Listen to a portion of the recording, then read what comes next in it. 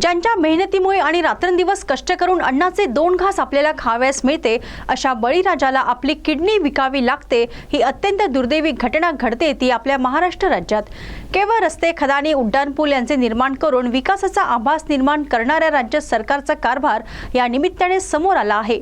पैसा आणि निवडणूक हे अंतिम ध्येय असलेल्या सरकारला बळीराजाची किंमतच काय हा प्रश्न आता निर्माण झाला आहे।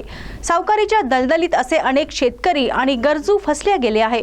त्या दलदलीत त्यांची आयुष्यभराची कमाई, कुटुंब, जमीन ह्या खोलवर रुतल्या गेल्या आहेत। त्यातून बाहेर निघण्याचा मार्ग ह्या अवैध सावकारांनी कसा बंद केला आहे त्याचे हे उत्तम उदाहरण। नशीब म्हणजे ह्या शेतकऱ्याने आपला जीव गमावला नाही आणि प्रसार माध्यमात गेल्यानंतर ही बाब उघड झाली। ह्या बळीराजांनी अनेकदा पोलीस ठाण्यांचे उंबरटे झिजवले, अनेकदा जनप्रतिनिधींनाही साथ घातली, परंतु धनलाभाच्या मोहात सर्व अडकलेले नसतील हे कशावरून?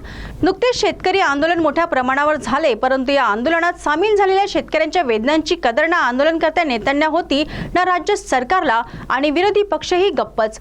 येरी माझ्या मागल्या अशी या अन्नदात्याची आज अवस्था होऊन गेली आहे। एका कर्जाची परतफेड करण्याकरिता दुसरे कर्ज घ्यायचे, ते कर्ज फेडण्याकरिता तिसऱ्याकडून कर्ज घ्यायचे आणि सरते शेवटी गळफास लावून आपली जीवनयात्रा संपवावी असे दुष्टचक्र या बळीराजाच्या मागे लागले आहे। या घटनेवरून बोध घेऊन राज्य सरकार या बळीराजाकरिता काय पाऊल उचलते हे सुद्धा बघावे लागेल, नाहीतर काळानुरूप या खुणाही मिटतील किंवा मिटविल्या जातील। सध्या निवडणुकीचे वारे सर्वच पक्षात अतिशय जोरात वाहत आहे, त्या वादळात ही घटनाही उडून जाऊ नये अशी अपेक्षा।